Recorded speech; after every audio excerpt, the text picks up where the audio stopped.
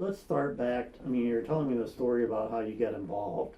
If you could just retell me that. Sure, story. I had seen John Donahue do an argument in the Court of Appeals ahead of mine once, a couple of years earlier, and I was very impressed by him. He did an excellent job, and I wrote him a note to that effect. And then in 2007, out of the blue, John contacted me and asked if I would assist in the Robinson case. I was only vaguely aware of the Robinson case. I hadn't been involved in the earlier case. I was aware of it, of course, but that's all. But I liked John, and John said he thought I might be able to help, and so I agreed. And I got into it, and it was a fascinating experience. I'm saddened because, contrary to many other people, I'm absolutely convinced he was innocent. And this small, timid man with very petite features. I mean, I could put my hand and encircle his wrist without any difficulty. And yet he supposedly stabbed this nun to death 30-some times and talked about using, even if he used a ligature, it requires strength that I don't think he had. But he was convicted. Yeah. I mean, obviously there were allegations even before this, that he had sexually abused. And I've talked to the woman. I'm not going to name her on camera, but I've talked to her. I've seen her letter. She said he was very violent. That he did this BDSM. He tied me up. He spanked me. He pinched me. He bit me. And he enjoyed it. I don't know whether he killed Sister Paul, but I know he was very angry and he was capable of it. Well, that's her view. And I think there's significant reasons to question her view. She reported a lot of other things at that time that could be physically checked, and were checked and weren't true. Now, her statements about something that supposedly happened at a point in time when other people can't verify it. And if you look at Father Robinson's life, there's no other point in time when he manifested a behavior of that kind. None. And so I think it's far more likely that it isn't true. But it was in the background causing people to think. Can you go back and talk about Donahue? You said he was like so obsessive and he would actually watch the thing on TV. He was frustrated because the delay in getting the transcript of the trial. He wanted to get started writing the brief. And it turned out that one of the local TV stations had run live coverage of all of it, and they gave him copies of those video recordings.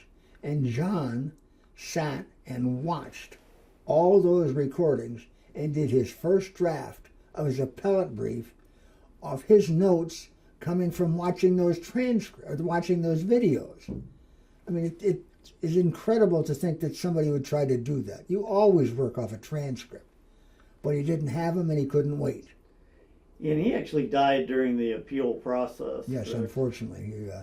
When did he die? 2011. So at that point, you're like kind of in charge of this whole... Yeah, I had signed on to be second mate, and suddenly I was the captain of the ship, and I felt woefully inadequate for the task compared to having John. He had an encyclopedic knowledge of everything in that case, and it showed in the briefs he wrote. It was a pleasure working with him. I'm sorry he's gone, but I was there, and I wasn't going to back out of it. And so we did the best we could. And I came to really enjoy Father Robinson. He was very quiet. It took probably 5 or 6 years before I could get him to laugh at something I said. Maybe because I'm not very funny, but it nonetheless shows he was reticent. He was timid.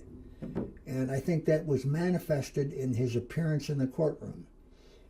He didn't testify. that was his decision. And frankly, he was terrified at speaking in public, which for a priest is odd, but that just bothered him. Now, I suppose somebody said, well, that was because he was guilty. No, it's just because he was terrified of it. And it's too bad, but that's what happened. Yeah, we have the police interview videos, and I don't know, it's a couple hours, and you can hear Tom Ross very well, but you cannot hear Father Robinson very well. I mean, when he answered, he's just like, well, yeah. I mean, Well, and that's 2.5 years, 25 years after the incident, because they lost all the original, they did all those interviews that concluded Father Robinson wasn't guilty. And they lost not only the recordings, they lost the notes. And some of the people who had done the interviews were no longer available. I mean, if they were, imagine going back and having somebody ask you, what did you say 25 years ago? It would be silly to try to say you knew what you said 25 years ago. Yeah, I was thinking about that not too long ago. I'm like, well, if I did have to think about what was I doing 25 years ago, something vivid that happened, that year, it probably would have been, I don't know, around the first time I got married. I don't know. I remember some details of that day, but I couldn't tell you what I actually said. Well, events like 9/11, the shooting of President Kennedy, those that where you were when those took place.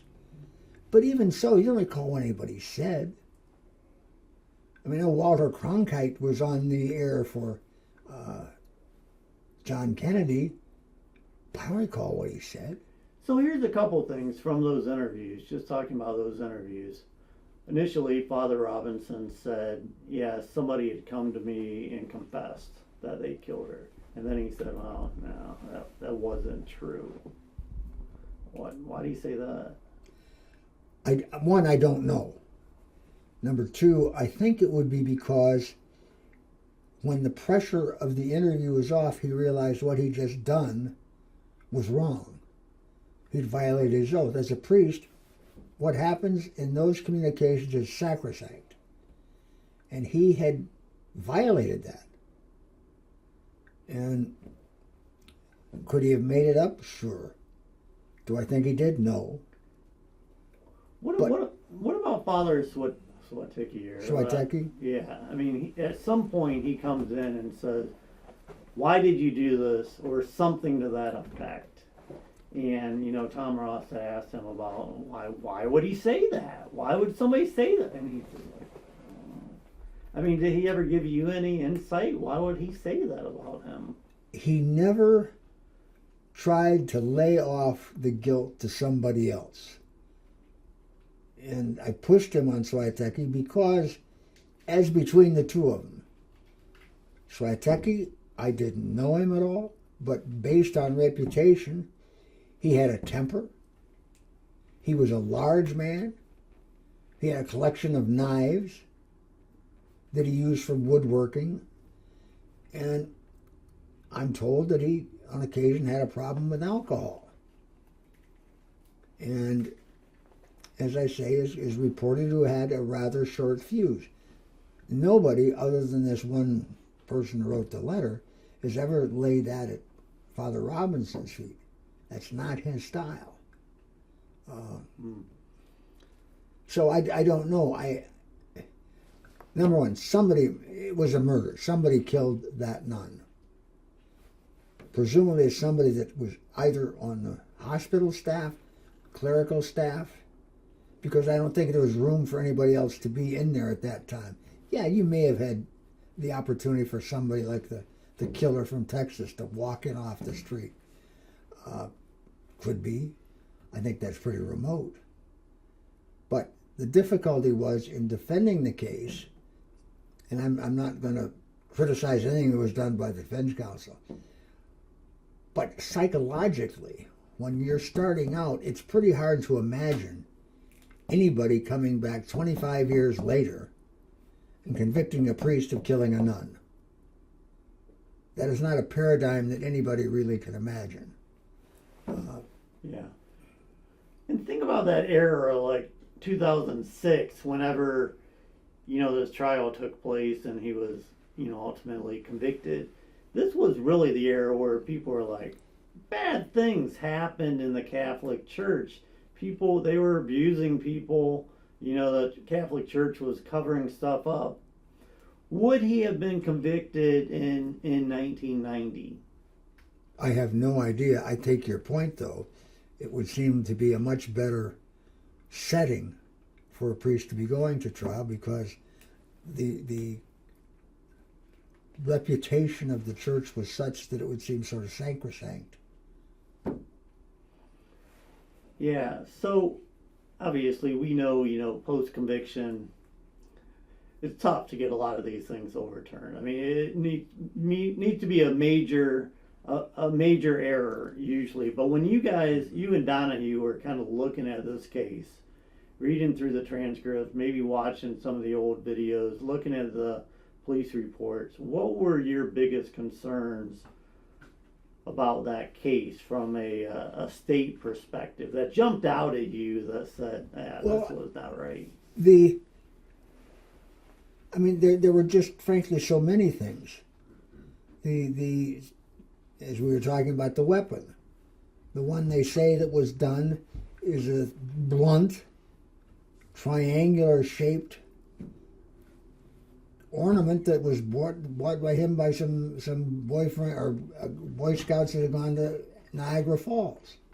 What was missing, and not reported to be missing by Father Switecki, was a pair of scissors from a sewing kit, a very sharp pair of scissors that was never found. Could they lend themselves to being a murder weapon? Yeah. More than that blunt, triangular-shaped letter opener. So, this is the question, that John had even mentioned yesterday. The scissors disappeared. Nobody could find those. But, if he really killed this nun with this letter opener, why in the world would he keep it in his desk for all those years? I don't have an answer. Somebody got rid of the scissors for some reason. And if you posit that he did it, why would he get rid of the scissors and keep the letter opener? He's going to get rid of one, he's going to get rid of both. So you said you didn't really follow the case. You knew of the case, as everybody in the world probably did at that point, but you didn't follow it that closely. So when you walk in and you meet Father Robinson for the first time, what's his headspace like, and what was that first meeting like? He's very reserved, very, again, I've used the term timid. He wasn't hiding, he wasn't crouching away from me, but he didn't know me from Adam's off ox, and I was trying to have him understand I was there to help John, that I didn't think I was the smartest guy in the room, that I was following John's lead, but I would dedicate myself to helping him get the best result possible at that point. The blunt reality is when we get to appeal, 80% of the time the appellant loses. I don't care what kind of case it is, that's just the statistic.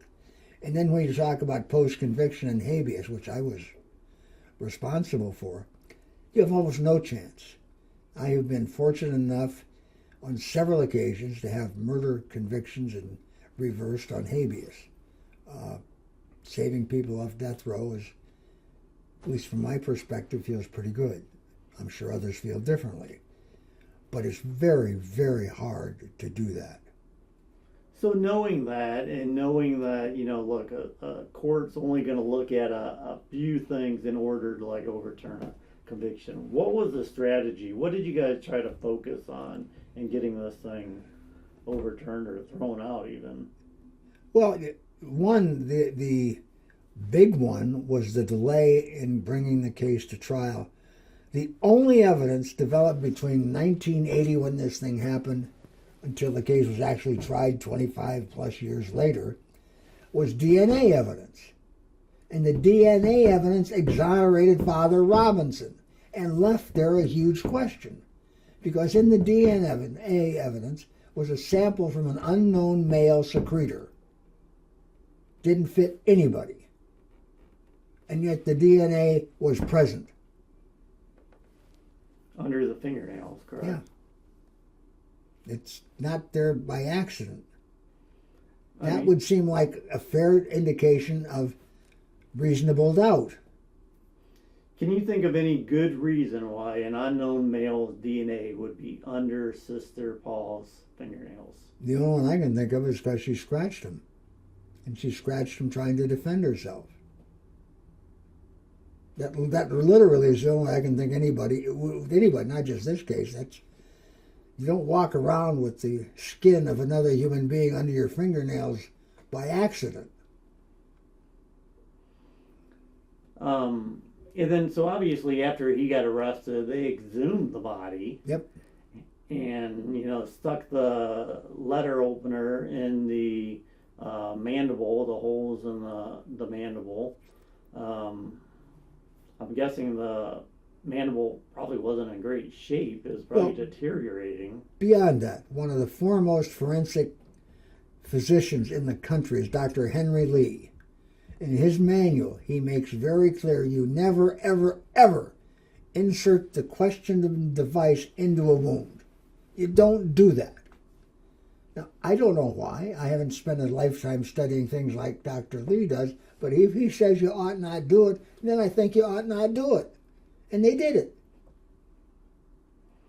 Yeah, my guess is because at that point, it's not super hard like it would be like right now, but it might conform to like dough, like you stick your finger in dough or something, right? That would be what I would think would be the risk, and I don't know. I think his point, you don't know what you're getting out of that. I've never heard of it being done anyplace else. I don't have encyclopedic knowledge of things like that, but I just never heard of it anyplace else.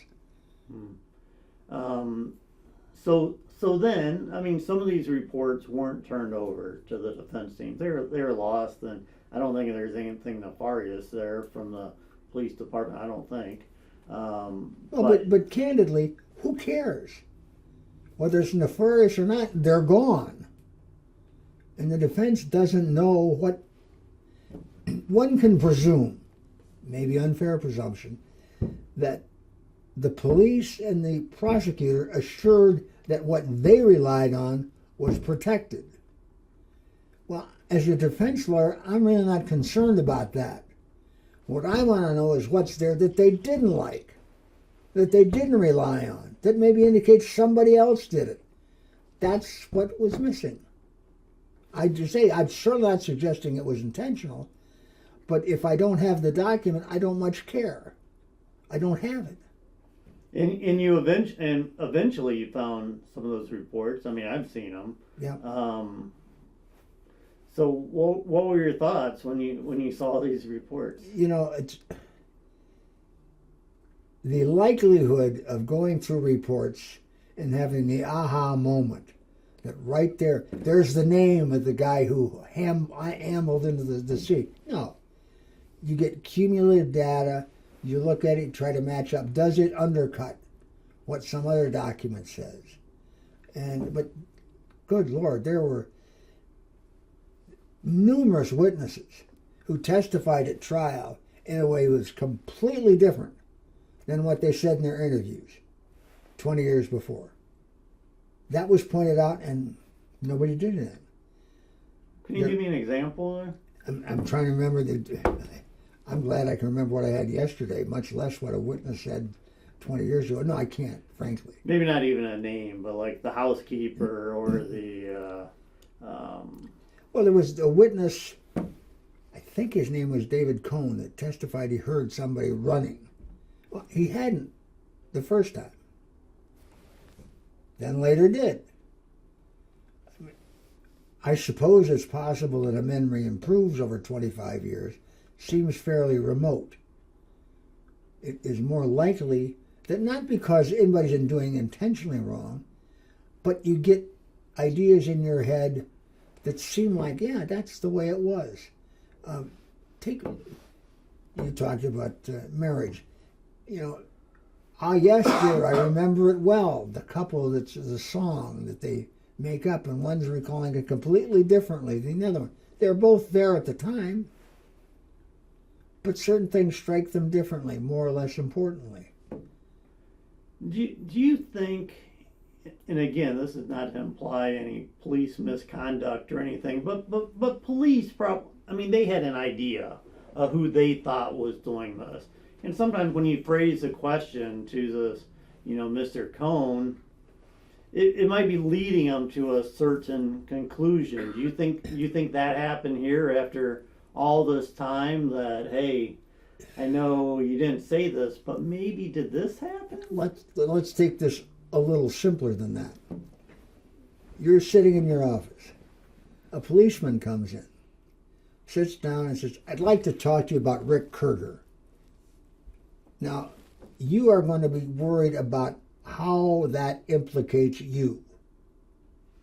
And you are going to be less concerned about how it implicates me. And you're going to want to answer that question in a way that doesn't increase the officer's suspicion of you. It's human beings.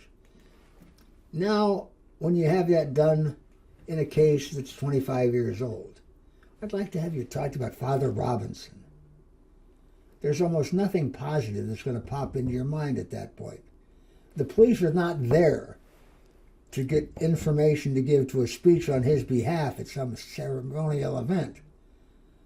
They're there looking for negative information. So the bias, unintentional, of the questioner and the person answering the question is to give them that information.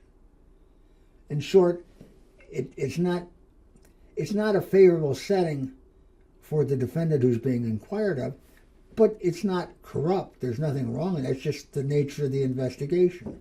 Hmm. Did they have tunnel vision? By the time they came around the second time, I think they must have. I mean, the police do a good job. They're honest people. They do their best they can with limited resources. And they aren't going to go out and try to arrest somebody they can't convict. And that doesn't mean they make up stuff.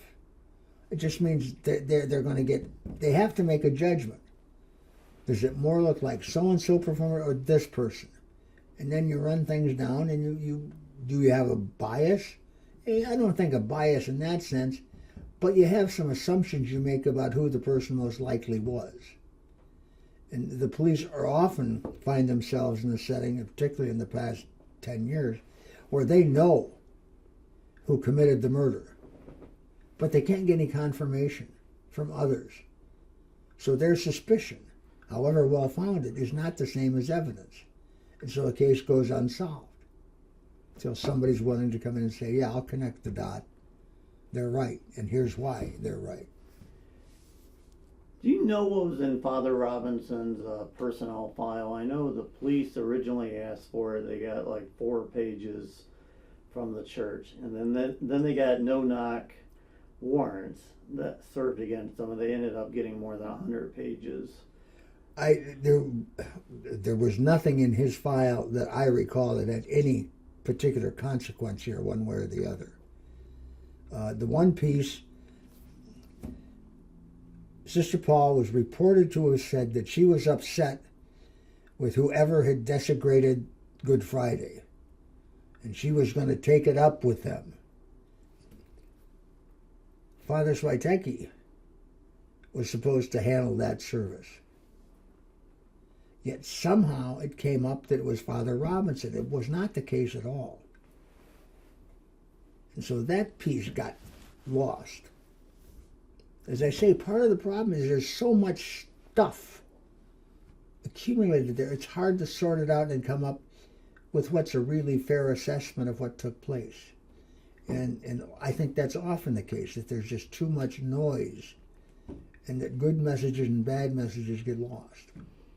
Did that make it difficult for you, like being the appellate attorney, because there was so much noise trying to, get the panel to focus on, hey, focus here? Brian, what makes it hard, and this isn't true in all cases, is to decide what matters.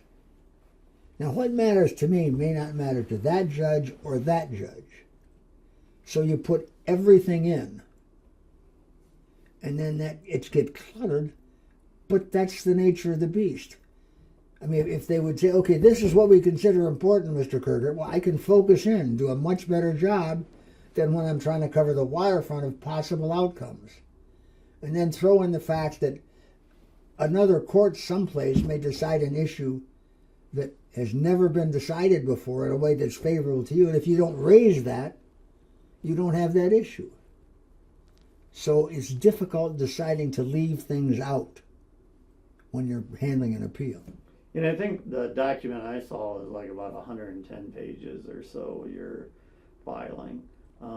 You know, a lot of it did focus on this unknown black man that was seen outside the chapel. And the defense may have seen some of these reports, but they certainly didn't see all of them initially. So talk about that a little bit, why that was important.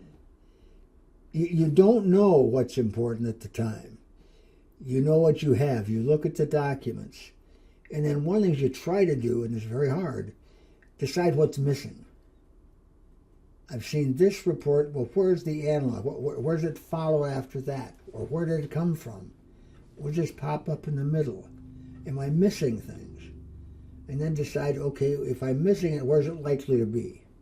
What's the best way I can find it?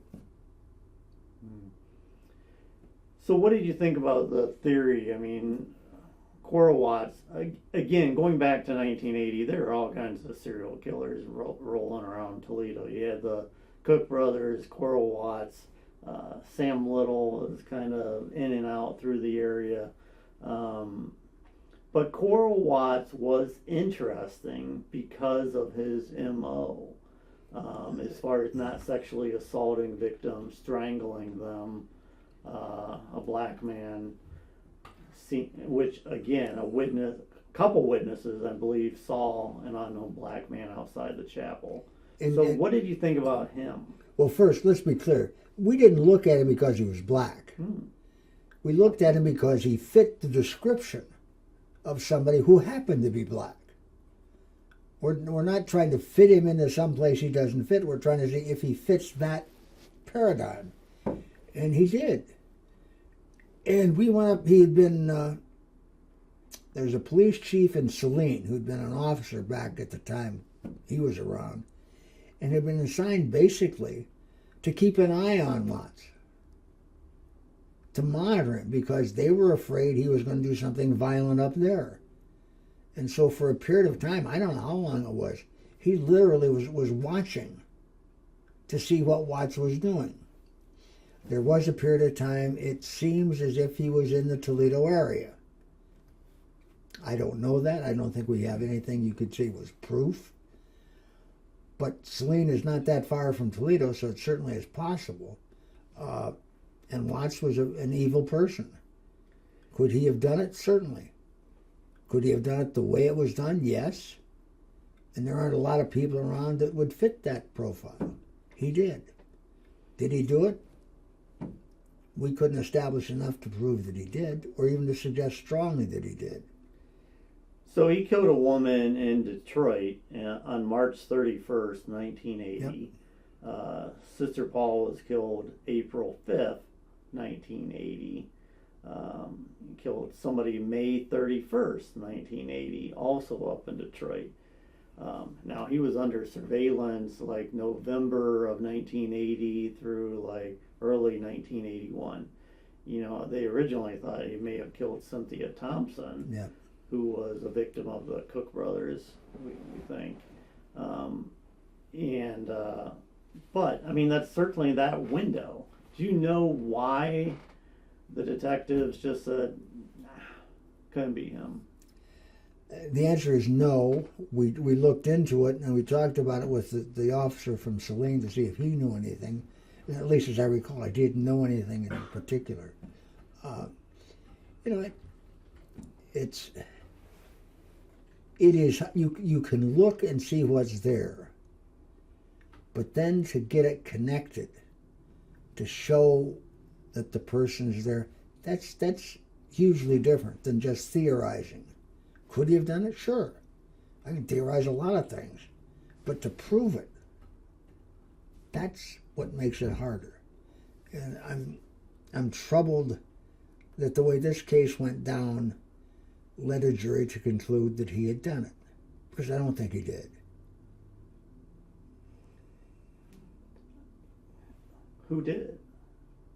I mean, you have to have a theory who you believe. Well, the best theory I have is Father Switecki. He would have irritated her.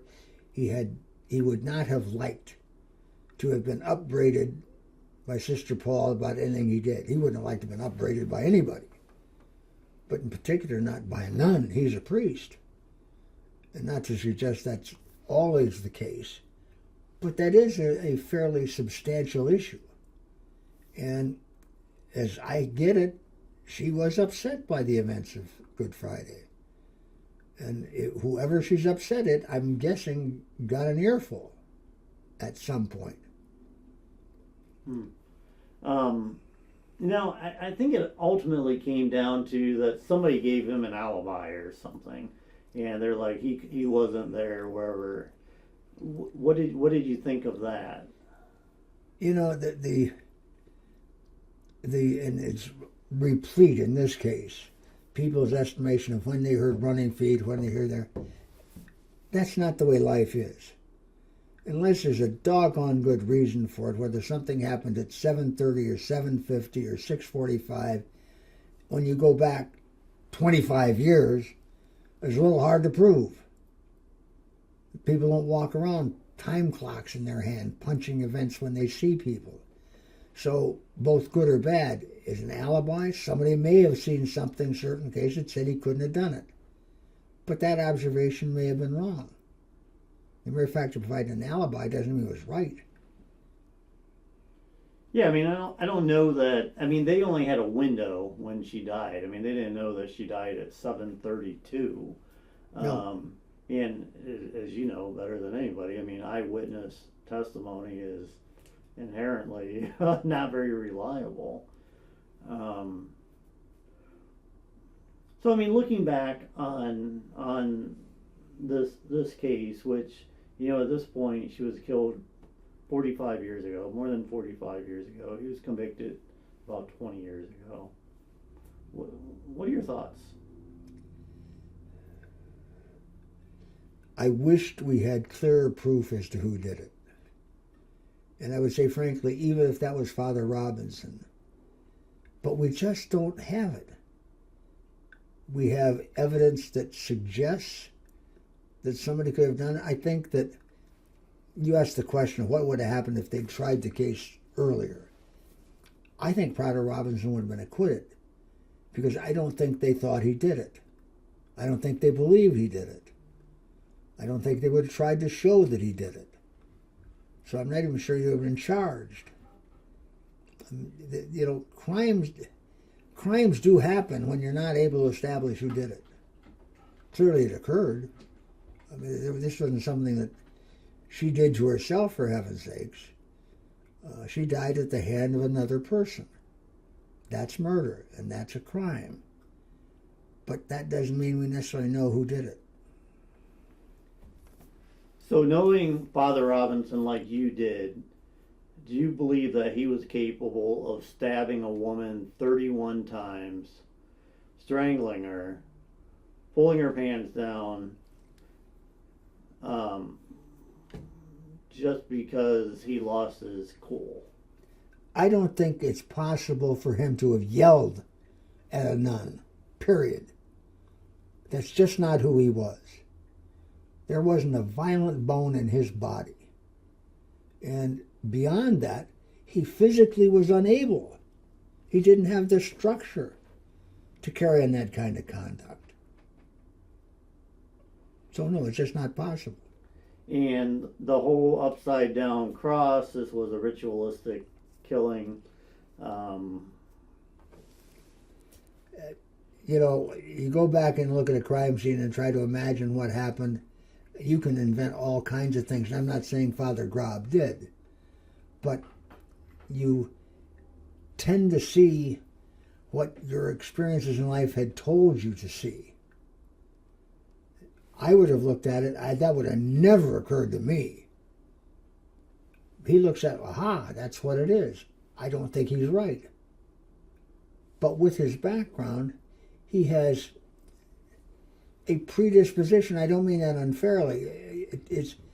He's learned to look for that over the years. So he's going to see it more likely. Yeah, I mean, looking at, obviously, I've seen the altar cloth, seen the pictures of her body. If you asked me, is that an upside down cross, I'd be like, I don't think so. I mean, where is it? I don't know. I'm with you. What did you think of the blood transfer?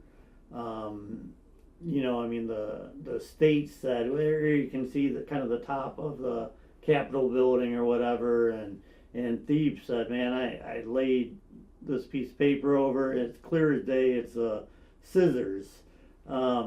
Initially they thought it was scissors, but I mean, what did you think? I thought it was scissors from the beginning to the end. I mean, that's what it was.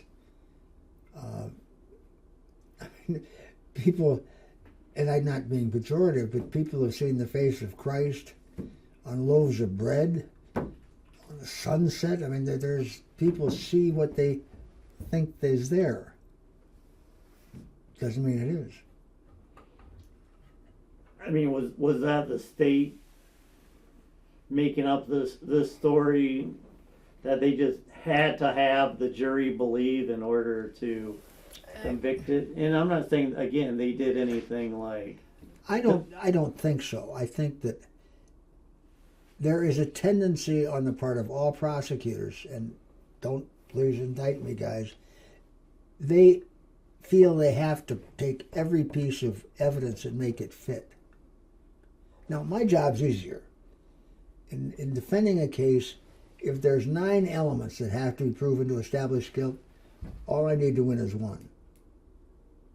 The state has to do all 9. And if they see a piece of evidence, they want to make sure it fits in their view of the case.